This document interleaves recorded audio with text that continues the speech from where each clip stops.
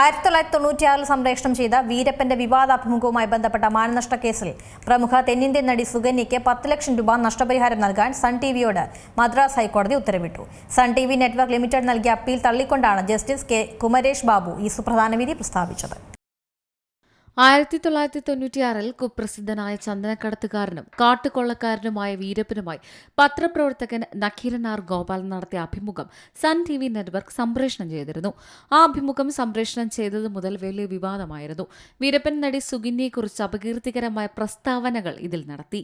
മുൻ പ്രധാനമന്ത്രി PB നരസിംഹറാവുവിന്റെ മകനുമായി സുകന്യയ്ക്ക് അവിഹിത ബന്ധമുണ്ടെന്നും അത് വീഡിയോയിൽ ചിത്രീകരിച്ചിട്ടുണ്ടെന്നും വീരപ്പൻ ആരോപിച്ചു.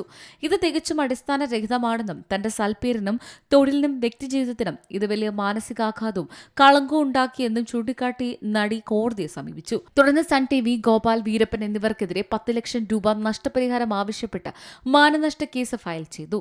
അഭിമുഖത്തിന്റെ സംപ്രേഷണം തടയുന്നതിന് സ്ഥിരമായ വിലക്ക് ഏർപ്പെടുത്തണമെന്നും ആവശ്യപ്പെട്ടു.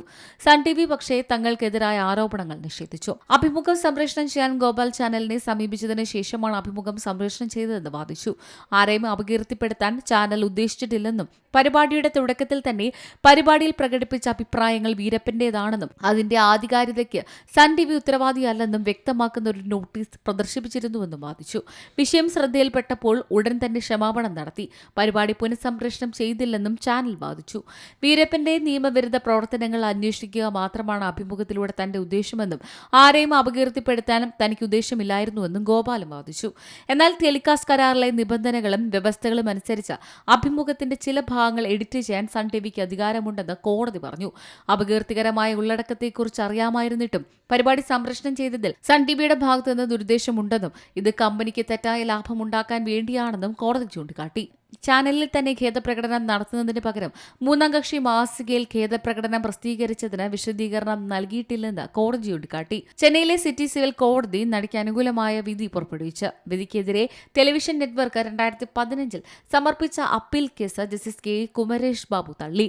ഇതോടെയാണ് സുകന്യയ്ക്ക് 10,500,000 രൂപ നഷ്ടപരിഹാരം നൽകാനുള്ള 2015 വിചാരണ കോടതി വിധി മദ്രാസ് ഹൈക്കോടതി ശരിവച്ചത്. കൂടാതെ ഈ അഭിമുഖത്തിലെ അപകീർത്തികരമായ ഭാഗങ്ങൾ ഭാവിയിൽ വീണ്ടും പ്രസിദ്ധീകരിക്കുന്നതോ സംപ്രേഷണം ചെയ്യുന്നതോ തടഞ്ഞുകൊണ്ടുള്ള സ്ഥിരം വിലക്കും കോടതി നിലനിർത്തിയിട്ടുണ്ട്.